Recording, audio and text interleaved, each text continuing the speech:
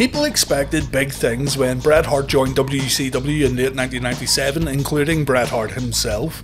The Hitman had been a big player in the WWF throughout the 90s, and in 1997, Bret arguably had his best ever year in the World Wrestling Federation. When Bret made his WCW debut, the Starrcade 1997 pay-per-view was right around the corner. Sting vs Hogan was going to main event the show, and there was a possibility that the landscape of WCW could change depending on the outcome of this big main event. Add in the fact that the Hitman was ready to make an appearance at Starrcade, and you can see yourself how World Championship Wrestling had a golden opportunity to make headlines at their biggest pay-per-view of the year. Vince McMahon himself said that WCW should have built their entire new foundation around the arrival of Bret Hart. The excellence of execution had become the talk of the wrestling world when he left the WWF, and so Vince rightfully thought that WCW had a once-in-a-lifetime opportunity to generate a ton of buzz and make the arrival of the Hitman an incredibly important moment in wrestling history. The stars had truly aligned for WCW here, and the timing couldn't have been any more perfect. They were about to break pay-per-view records with Starrcade 97. Fans were ready to see the final battle between WCW and NWO when Sting battled Hulk Hogan, and Bret Hart had just signed a WCW contract and he was legally able to show up at the big event. In short, WCW completely dropped the ball. It's almost comical to think that Bret Hart was used as a special referee in an Eric Bischoff match, and afterwards he was involved in one of the most messy match finishes in WCW, when he also somehow refereed the final moments of Sting vs Hogan. Clearly, WCW and those calling the shots weren't prepared to launch Bret straight to the top and rebuild the future of the company around the Hitman. The creative direction of WCW and the focus of their programming was still going to centre around the New World Order, and Bret Hart would pretty much be just another wrestler who kinda gets lost in the shuffle. Things did change eventually though. It took 2 years and Vince Russo coming in for Bret to finally win the World Heavyweight Championship. But mere weeks later, Bret's career came to an end inside a WCW ring when he wrestled Bill Goldberg. Contrary to popular belief and WWE documentaries, the Starrcade 99 Goldberg vs Hart main event wasn't Bret's final WCW match, but a devastating kick to the head during this bout meant that Bret wouldn't be able to perform the same way he used to. Today we're going to look at the Goldberg vs Hart match at Starrcade, and also we're going to look at the matches that happened afterwards while gaining Bret Hart's perspective from his autobiography.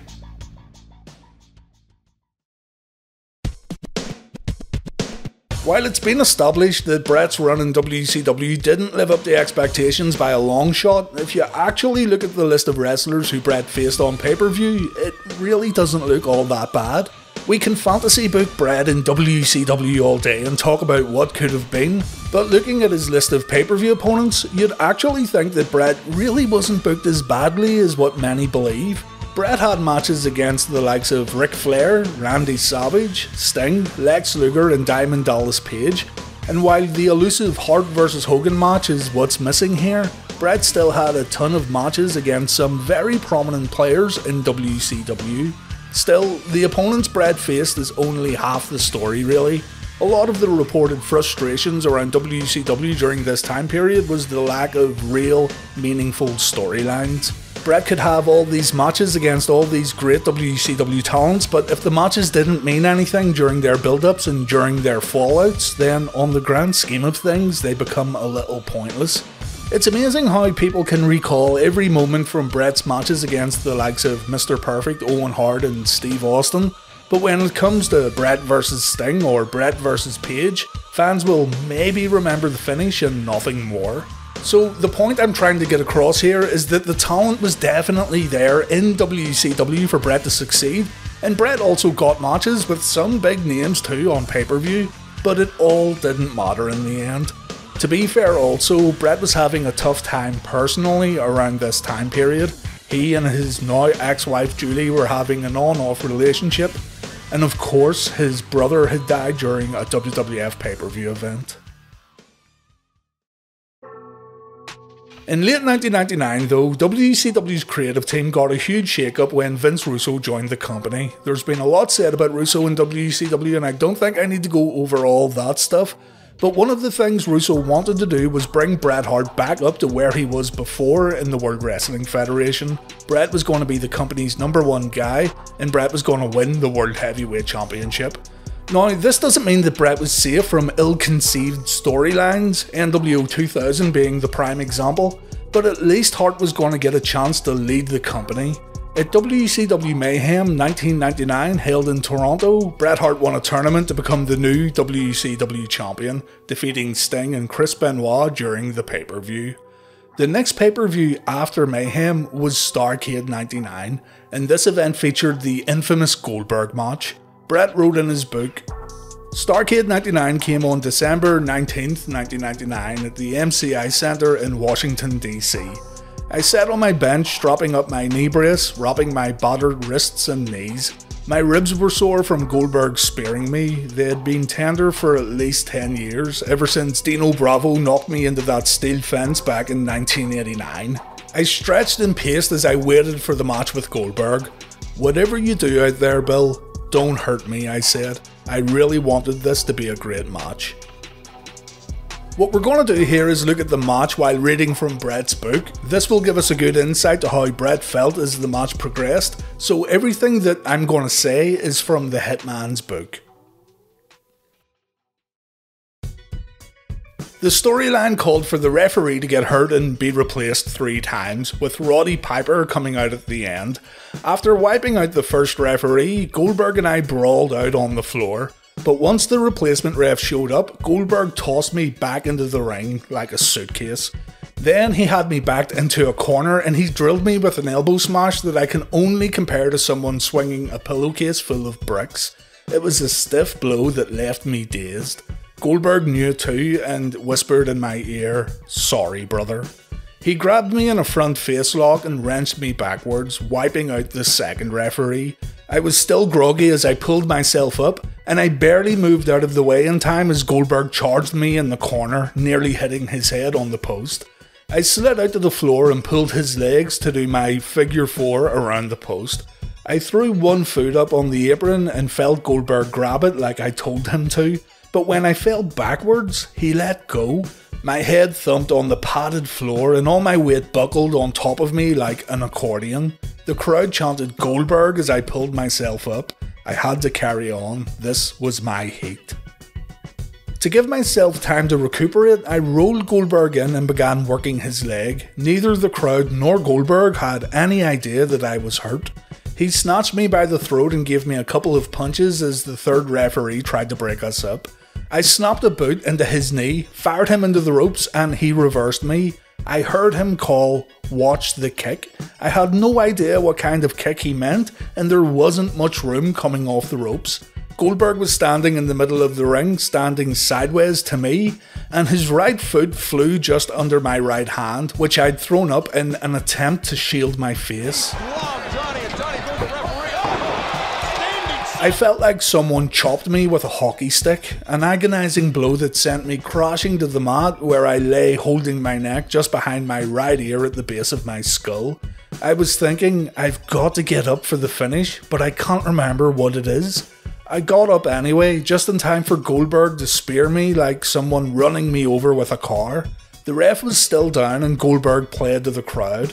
Right on cue, out came Roddy Piper, doing his best John Wayne imitation, making his way down the aisle in a referee shirt. I have a foggy recollection of clipping Goldberg from behind and quickly twisting him into the sharpshooter. The crowd was confused when Roddy didn't even wait for Goldberg to give up to signal for the bell. When Roddy took the belt and headed back down the aisle, I was as confused as the booing fans. I jumped out after Roddy. I felt nauseous and my head was throbbing and my vision was blurred. But I managed to race up and grab him before he cleared the curtain, where he handed me the belt. On autopilot, I followed the script, but I was totally out of it as I stumbled through the curtain.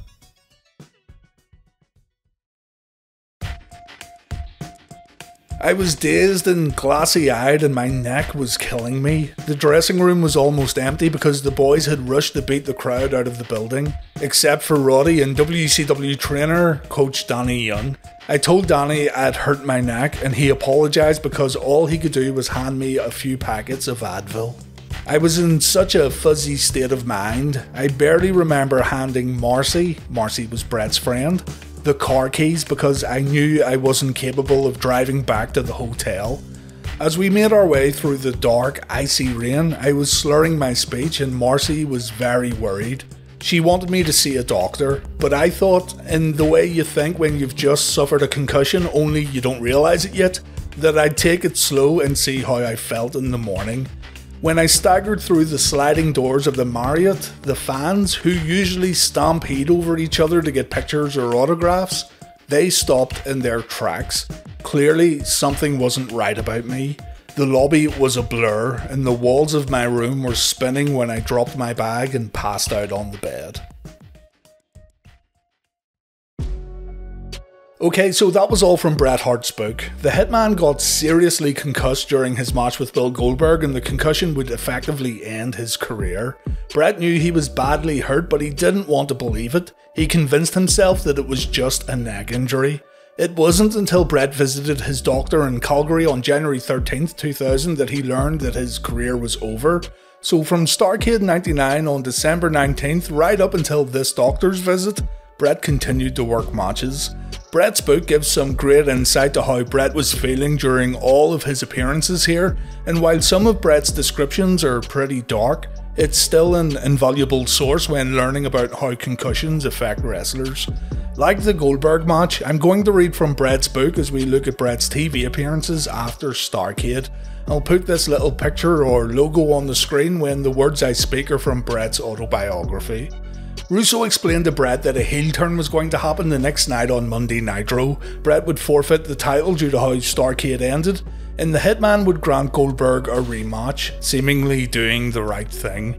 Then Bret would turn heel and the Hitman would get revealed as the leader of a revived New World Order faction known as NWO 2000. It was ingrained in my nature just to keep on going, so I showed up at the building in Baltimore, still too out of it to know how out of it I really was. I went over everything with Russo as he set the stage for my heel turn. After the horrible finish the night before, I forfeited the world title on Nitro and gave Goldberg an immediate rematch. It was a total farce, with Nash and Hall hitting the ring and me double-crossing Goldberg again for a flat ending. On the following episode of Thunder, Bret complained to Russo that he was hurt, but Russo still wanted Hart to wrestle Chris Benoit. It would end with interference from Jeff Jarrett and Goldberg, with Goldberg chasing Bret out of the building. I'd raced to my rented Cadillac, which would be parked on the back ramp with the keys in the ignition, and just as Goldberg reached my car, I'd zoom out of the building. We'd go off the air with a seething Goldberg punching out the windows of a limousine. A sharp steel gimmick would be hidden in his fist.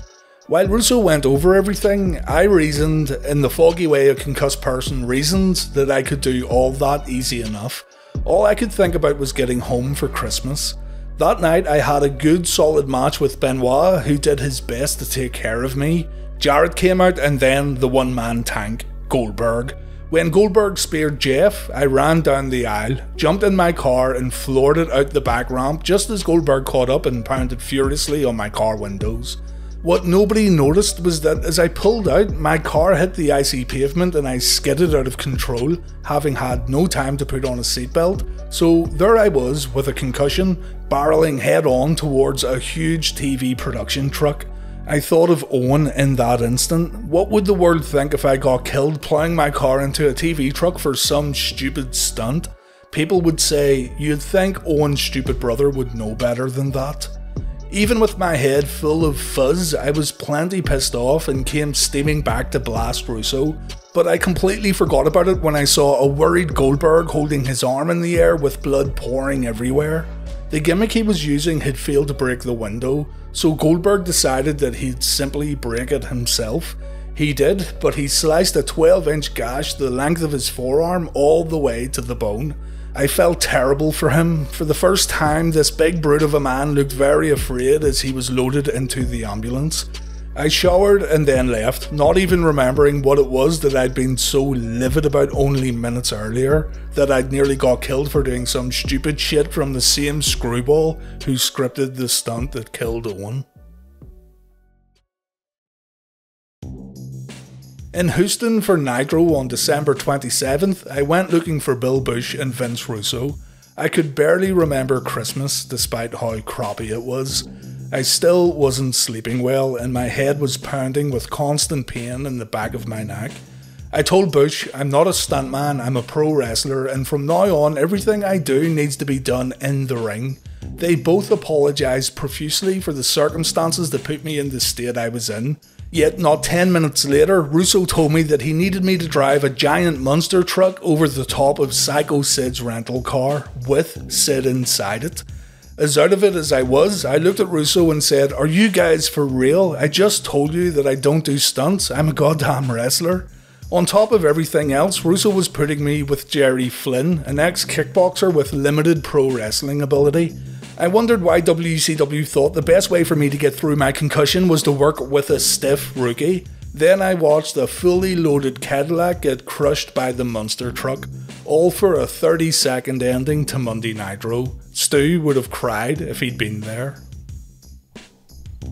I drifted through every day in a pale-faced, sweaty, head-pounding stupor, pacified to the point of numbness by the 4 Advils I take every 3 hours. The turn of the millennium floated right past me. By January 3rd, 2000, I was in Greensboro, South Carolina for Nitro, and in too much of a haze to heed my own vow to Bush and Russo 1 week earlier, that I'd only do wrestling and in a ring. That night, Nitro opened as cameras caught Sid attacking me as I came into the building. I was thrown into backstage walls and knocked into a stack of steel trusses that broke apart, spilling everywhere, nearly clipping my knees and ankles and coming close to crushing all my toes. Working a backstage brawl was far more dangerous than an actual wrestling match. I was soon battered to the concrete floor, over thick wire cables and equipment boxes, where Sid stood pummeling me with a barrage of punches.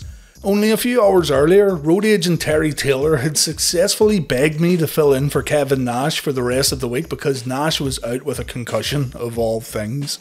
With nobody else to replace Nash in the main events, I said I would, even as I reminded Terry that I thought I might have a concussion of my own. Guys like Taylor and Russo were quick to tell me how much this was all appreciated, assuring me that I'd be protected in every way possible. Though unfortunately, this was a promise that neither one of them could keep, or even had a right to make, because they weren't the ones in the ring with me. Every night I crawled into bed, my head pounding and my neck aching. My solution was more Advil and another fitful sleep. In Florence, South Carolina for Thunder, I opened up the show standing glassy-eyed in my NWO t-shirt, along with NWO members Jeff Jarrett, Scotty Steiner and Kevin Nash, who appeared not to be suffering from a concussion after all. Russo's new acting commissioner, Terry Funk, had just ordered me to face him in a hardcore match later in the show. Somewhere in the back of my mind, I remembered having his retirement match with him back in Amarillo. With a scornful, over-the-top sneer, I coldly cut a promo. "I think I just might have to kill you tonight, Terry Funk." I laughed at myself at how ridiculous I sounded, but I gave Russo what he wanted because I'd all but given up. I also knew that I could trust Terry with my body a hell of a lot more than I could trust the other WCW wrestlers. Terry was old school, the king of hardcore for real. He spent most of the match selling for me, flopping around like a fish. When he finally charged me with a steel chair, I got my hands up and deflected it completely. So far, so good. I staggered off in retreat, making my way up the aisle as Terry grabbed a fistful of my hair and tossed me into a big, rolling canvas laundry bin that just happened to be sitting right there. With my legs hanging over the sides, I couldn't pull myself up into a better position. Terry spun it around and pushed it hard toward the ring. I braced myself by wrapping my arms around my head, but when I spilled out, I whacked the back of my head on the heavy wooden lid of the cart, which made a sound like a dropped watermelon.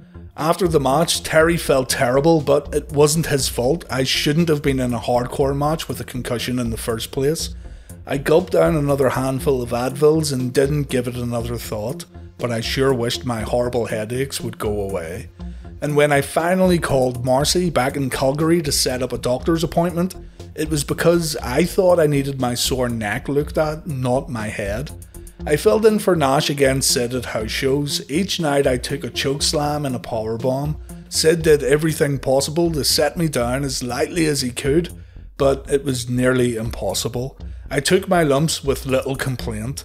I didn't know when I got up on January 10th, 2000 that this would be the day I'd have the very last match of my 23-year career.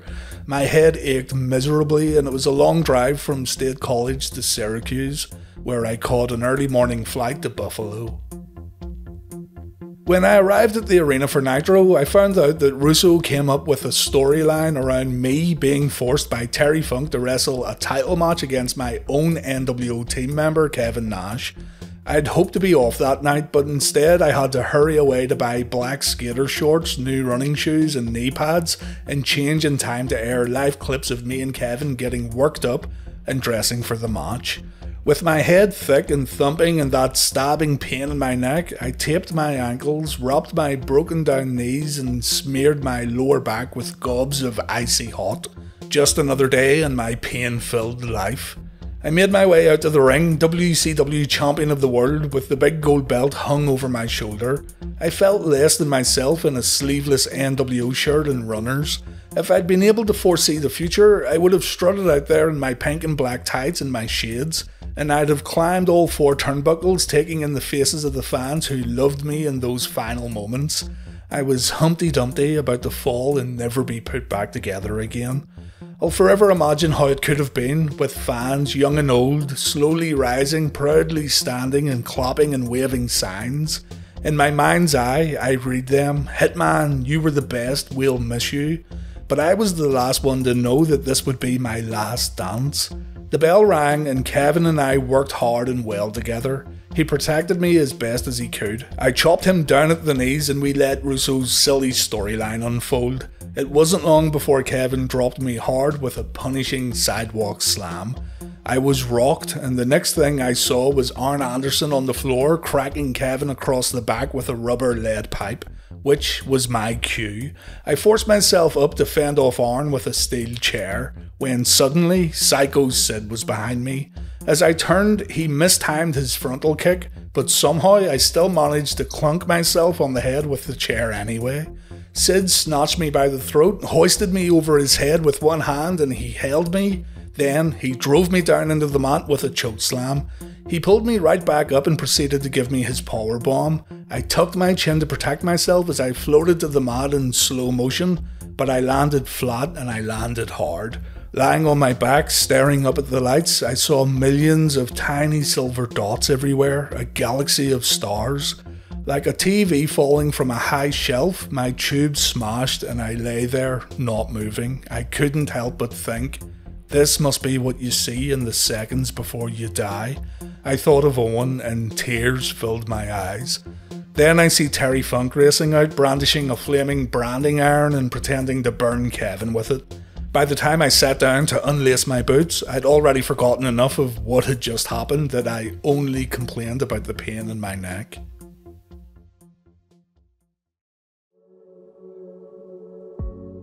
Okay, so moving away from Bret's book for a moment, the Hitman appeared on the next episode of Thunder in a swerve angle. Fans would think that Bret had left the NWO 2000, but it ended up being a big plan all along to trick Terry Funk, Arn Anderson and the fans watching at home. Bret was thankful he didn't have to wrestle on this episode of Thunder, but he felt legitimately sad that he let his most diehard fans down by taking part in another WCW swerve. Bret visited his doctor in Calgary and the doctor noticed Bret was slurring his words. The doctor gave Bret 5 specific words to remember, and 5 minutes later, Bret couldn't remember any of the words. After performing a few tests, the doctors told Bret that he wasn't going to make it to Sold Out 2000, and Bret was told that his career was over. Bret was still allowed to fly to Europe to take part in a WCW tour, though he wouldn't wrestle, he would only cut short promos. And Bret said some other wrestlers would smirk when the Hitman slurred his words, thinking that he was faking his injury and probably looking to cash out his Lloyd's of London insurance policy. Bret said there were so many worked injuries in WCW that no one knew what was real and what wasn't. And so Bret was finished with WCW, although he did make some small appearances while he waited for a second opinion on his current health status. The last few times he was seen on WCW television was at the end of August and the beginning of September. On the August 28th episode of Nitro, Bret attacked Goldberg with a rubber shovel in the New Mexico desert. After this episode aired on TV, Bret was told by doctors that it's official, he won't ever wrestle again. I'll go back to Bret's book where he describes his final days in the company. WCW had me show up on September 4th for Dallas Nitro just to slam Goldberg's head with a cage door. The following night at Thunder, a WCW angle reduced my very real concussion into a silly storyline where they had me go face to face with Goldberg in the middle of the ring. I was slurring my words for real, following the script to whine about how he hurt me when a wave of emotion came over me as I realised that nobody was getting it. Everyone, including all the fans, thought I was just acting like I was concussed. Then the big screen played the definitive camera angle of Goldberg's foot ploughing into my head, one that I'd never seen before. The crowd laughed and jeered me as Goldberg dressed me down verbally. Afterwards, I felt like a whore as I remembered the devastating impact of Goldberg's foot connecting with my head, reinforced by what I'd seen up on the big screen, and I had just let them exploit it for ratings. I'd been a steady horse all these years. Since being hurt, I'd done everything WCW asked of me, yet they'd cut my pay, then cut it again. Now, like a limping circus pony, I waited for the end. It came on October 19th, 2000 when JJ Dillon called me with the bad news. His voice cracked. I knew it hurt him to tell me, though I could still feel the stick gently prodding me out the flap at the back of the circus tent. 23 years and it's all over. FedEx delivered my termination letter. Based on your wrestling incapacity, WCW is exercising its right to terminate your independent contractor agreement effective October 20th, 2000. Your contributions to the wrestling business are highly regarded, and we wish you only the best in the future.